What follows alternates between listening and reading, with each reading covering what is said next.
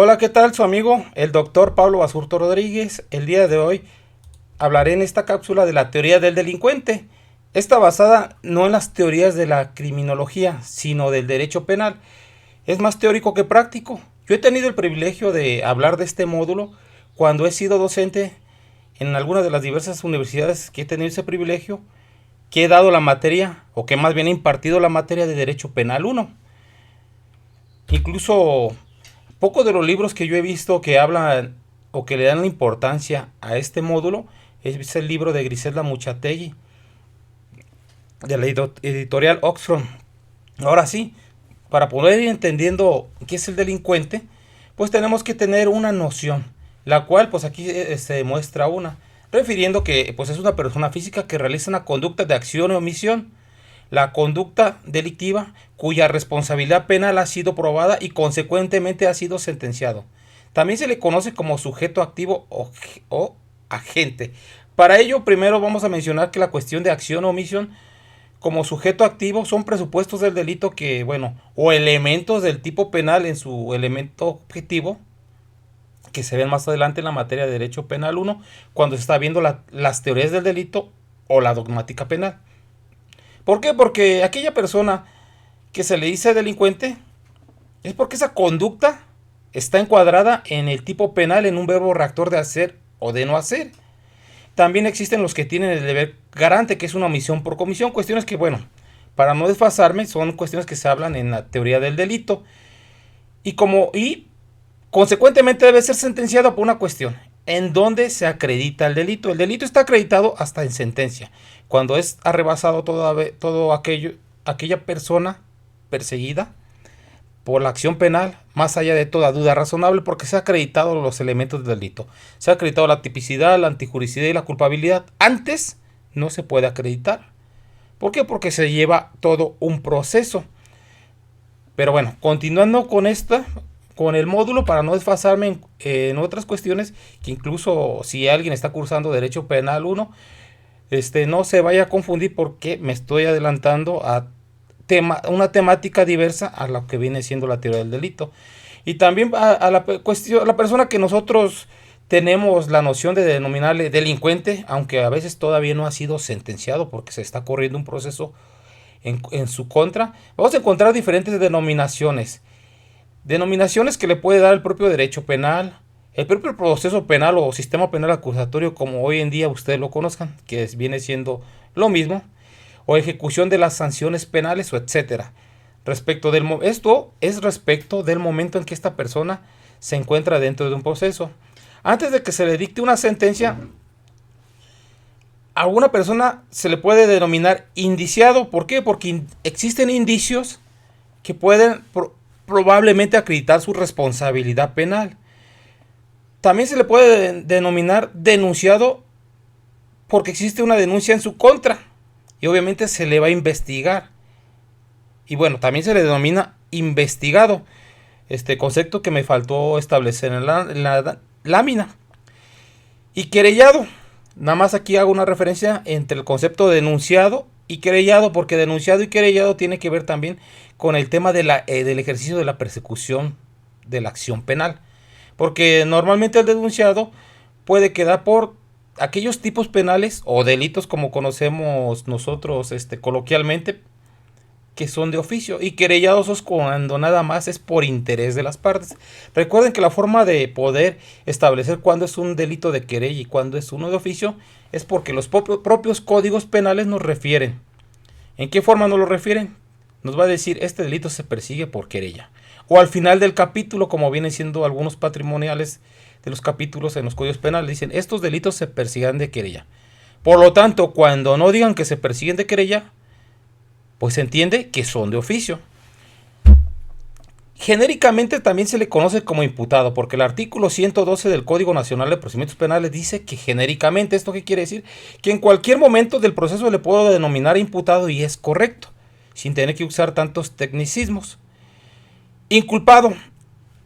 Nosotros encontramos este concepto más que nada en la Constitución. Yo podría escuchar a algún abogado que venga y me empiece a hablar de inculpado y podría ir pensando que es un constitucionalista más que un procesalista en materia penal. Vinculado. Se le denomina vinculado en el momento en que ya es vinculado a proceso. O acusado. Acusado se le denomina cuando ya el Ministerio Público en etapa que se ingresa a la etapa intermedia presentando el escrito de acusación y que se señala ahora sí, se hace el descubrimiento probatorio señalando cuáles son los medios de prueba que se van a llevar a juicio oral, el cuadro fáctico con el cual se vinculó, etcétera. Bueno, hasta ese momento se le va a denominar acusado hasta la etapa intermedia porque ya hay una acusación en su contra. Enjuiciado, pues se le denomina cuando la persona ya se encuentra en la etapa de juicio oral, está llevándose a cabo el juicio oral, las diferentes jornadas o desfiles probatorios. Presunto o probable responsable. Esta denominación yo ya no sugiero que se utilice porque habla de un desfase de un abogado o operadores del sistema penal acusatorio muy desfasados, así se le denominaba en el sistema tradicional. Presunto ya no podría ser porque violenta precisamente la presunción de inocencia. Antes presunto porque se le presumía responsable. Por eso ya no sugiero que se le denomine esto, porque lo único que refleja es la falta de conocimiento en el mismo proceso. Y procesado, que bueno, desde la teoría general del proceso es correcto, porque es una persona que está llevando un proceso. ¿Qué otras denominaciones vamos a encontrar? Al dictarse sentencia, pues se le va a conocer como sentenciado, recluido o ya delincuente. Durante el cumplimiento de la sentencia, pues anteriormente se le denominaba reo o convicto, que todavía hay quienes lo mencionan así, que yo tampoco sugiero. Estas cuestiones son despectivas, violatorias a derechos humanos, porque estamos etiquetando. Pero bueno, interno o privado legalmente de la libertad, que viene siendo lo más correcto. Ya cumplida la sentencia, ex reo o libertado o libertado ex convicto. Aquí más o menos tendríamos las nociones como se le denomina a la persona, pero yo como digo, genéricamente puede ser imputado. Hay quienes nada más manejan investigado. Cuando se le formula la imputación es imputado. Cuando se presenta la acusación es acusado. Y cuando es sentenciado, privado legalmente de la libertad. Hay quienes nada más se abocan a estos términos técnicos para quizás verse un poquito más profesionales. Ahora, la teoría del delincuente, ¿de dónde nace ella o de dónde nacen estos estudios? Bueno, esto hablando del positivismo. El primer estudio científico realizado sobre el tema y aportaciones importantes que lograron fortalecer el derecho penal. ¿Por qué lo fortalecieron? Porque antes era el derecho criminal. Hoy en día se llama derecho penal porque se enfoca más en la pena. Pero cuando estudiamos el concepto de derecho penal, pues vamos a encontrar que es el estudio del delincuente, que esta es la parte de por qué debe ir este módulo siempre que se habla de derecho penal, del delito, de la pena o medidas de seguridad. Y que bueno, sabemos que aparte que se haga la noción al estudiante, que es una rama del derecho público porque es el gobernado contra el Estado. Pero bueno, para no desfasarme, por eso fortalece el derecho penal en una cuestión moderna. Y permitieron el surgimiento de las ciencias criminológicas. Se debe a la escuela positivista con la aportación de César Lombroso, que bueno, es el que se le denomina el padre de la criminología. Porque de aquí se nacen los diferentes estudios del delincuente, porque César Lombroso elabora un estudio de acuerdo a sus características antropológicas y científicas, influido por las ideas de Charles Darwin, porque bueno, Charles Darwin, pues ya sabemos todos que nos hablaba de la teoría de la evolución cuando fue a las Islas Galápagos, donde fue viendo las diferentes especies y empezó a hablar de ello. Y precisamente Lombroso, al estudiar el cráneo de un delincuente de su época, muy famoso, empezó a notar que tenía algunas anormalidades semejantes a las de los simios. Por ello, él concluyó, Lombroso, que el delincuente era un eslabón perdido, porque era una persona que no había evolucionado de tal forma que no se podía adaptar a las normas de la conducta social o de la armonización de la propia sociedad. pues no había terminado de evolucionar completamente esas personas y no tenían alguna capacidad de raciocinio.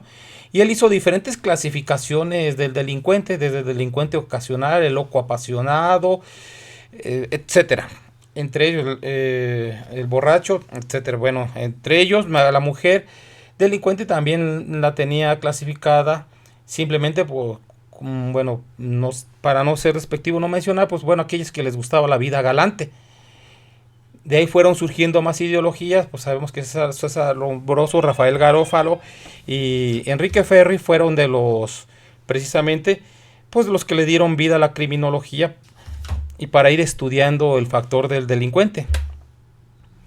De ahí se viene el tema de la identificación del delincuente, esta que se refiere a que no basta con los datos de información aportados por la víctima a los testigos, sino que era necesario la intervención de especialistas, hoy en día pues conocidos como los peritos en diferentes materias, porque el derecho penal ocupa precisamente ser interdisciplinario en el tema del proceso para una investigación. Se ocupan médicos forenses, químicos forenses, criminalistas, incluso precisamente esta parte de la identificación inicia con las cuestiones de la criminalística. ¿Por qué? Porque son disciplinas o ciencias que realizan alguna metodología para las cuales ayudan a esclarecer la investigación de un delito y dar con el delincuente, que es sumamente útil hoy en día, porque anteriormente la prueba reina en el sistema tradicional pues era la confesional, y hoy en día la prueba reina que se ha mencionado siempre ha sido la prueba científica, la cual pues bueno, entre todas las cuestiones criminalísticas tenemos que identificar entre las que son precisamente una ciencia o las que son alguna técnica. Las que son técnicas, pues bueno, nos van a acercar a la realidad. Y para ello vemos algunos conceptos que puse para no hacer tan amplia esta cápsula. De los delincuentes tenemos que lo que es el primo delincuente, pues en este caso se encuentran los sujetos que por primera vez cometen un delito. El juez debe de tomar en cuenta para aplicar una pena más justa. Esto estamos hablando de un derecho penal de autor. Hoy en día incluso lo vemos en el artículo 9 del Código Penal del Estado de Michoacán, que pues bueno, ya no podemos tomar la peligrosidad ni la autoría. Todas esas teorías más que del derecho penal nos enfocan a cuestiones criminológicas que siguen arraigadas con algunas ideologías como estas. Porque el juez tomaba antes el factor hasta socioeconómico, social, psicológico, educativo y de todo de la persona sentenciada para poder establecer una pena, ya sea más elevada o atenuada. Por eso dice que el juez deberá de tomar en cuenta para su aplicación de una pena, pero hoy en día pues ya no es derecho penal de autor, sino es derecho penal del hecho, y depende de lo que de la forma que se hubiese cometido el delito y como lo hubiera hecho la persona, se le va a sancionar, pero eso es un labor también del Ministerio Público con los medios de prueba que ofrezcan la etapa intermedia y que desahogue en el tema de la individualización de la pena. Pero bueno, primer delincuente, pues bueno, ya sabemos esto. Reincidente se presenta cuando un sujeto delinque por segunda vez, siempre que haya sido sentenciado por primer delito. ¿Por qué? Porque si no ha sido sentenciado o no fue sentenciado, pues cómo puedes acreditar que en realidad la responsabilidad es de la persona. O sea, esta cuestión pues es una suma cuestión de lógica. Se le va a llamar reincidente pues hasta que tenga una primera sentencia y ya sea su segunda. Y para ello se puede dividir en dos tipos, el genérico y el específico. Y cuando hablamos de genérico, es cuando el agente delinque por segunda vez al cometerse un delito de naturaleza diferente a la primera. O sea, en una cometió robo, en el otro comete daños en las cosas. Y cuando es específico es cuando el primero y el segundo delitos son de la misma naturaleza. Bueno, digamos violencia familiar y otra vez comete violencia familiar. ¿Por qué? Porque ambas conductas, ambos delitos son de la misma naturaleza. Tenemos al delincuente habitual cuando el sujeto reincide en cometer dos veces un delito de la misma naturaleza siempre que los dos delitos se cometan en un periodo que no exceda de los 10 años. Entonces, aquí ya estamos hablando de una, de una cuestión habitual. Porque si en 10 años ha cometido 3 o 4 veces la misma conducta, quizás violencia familiar, pues ya no es reincidente, ya es habitual. Y el delincuente ocasional, pues bueno, sabemos que es el que se produce cuando el sujeto comete el delito en función de habérsele presentado la ocasión propia.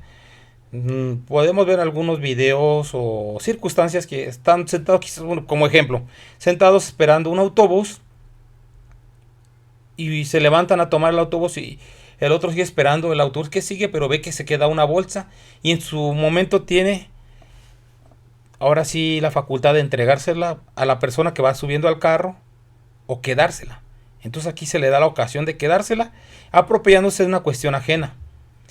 Delincuente profesional. Se trata de desarrollar el comportamiento como un profesional. El sujeto tratando de perfeccionarse. Se requiere una capacidad intelectual y superior a lo común. Bueno, eso es lo que se refiere, pero ciertamente el delincuente profesional es el que, como lo dice, va puliendo su técnica de realizar las cuestiones, las cosas delictuosas. Es como los que se andan robando autopartes de los vehículos allá en la Ciudad de México, el Estado de México.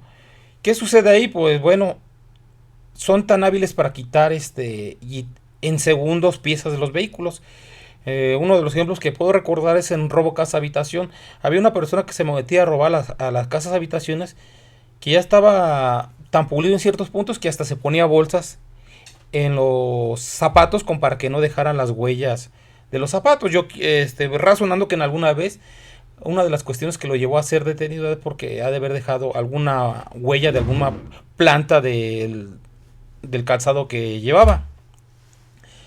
Concurso de personas. Cuando hablamos de concurso de personas, cuando nos referimos a la reunión de dos o más personas como sujetos activos del delito, en donde la propia ley exige la concurrencia de dichas personas para que pueda existir el delito. Y más abajo vemos que nos hablan de la participación.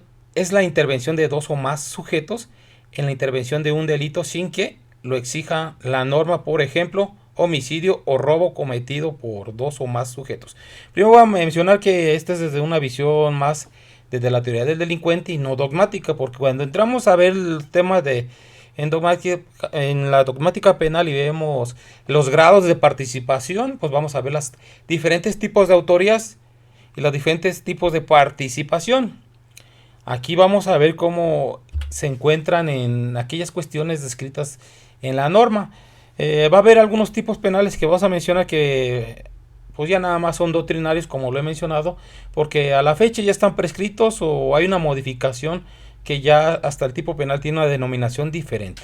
Empezando por la asociación delictuosa, que dice que se integra por un grupo o banda de dos o más personas que se organizan con el propósito de delinquir. Esa es una asociación delictuosa de dos o más personas. No podemos decir que es delincuencia organizada, la cual nos exige que sean de 3 a más personas y nos da un catálogo de delitos, que eso se va a analizar un poquito más adelante. También entre ellos tenemos lo que es la pandilla o pandillismo, como se le denominaba en algunos códigos penales, que es la reunión habitual u ocasional de dos o más personas que sin estar organizados con el propósito de cometer el delito cometen en común alguno. Esto quiere decir que pues, probablemente es un grupo de personas que siempre se juntan en la esquina, o quizás no, pero ese día se juntaron en la esquina y no estaban preparados, o sea, no estaban organizados para cometer alguna acción.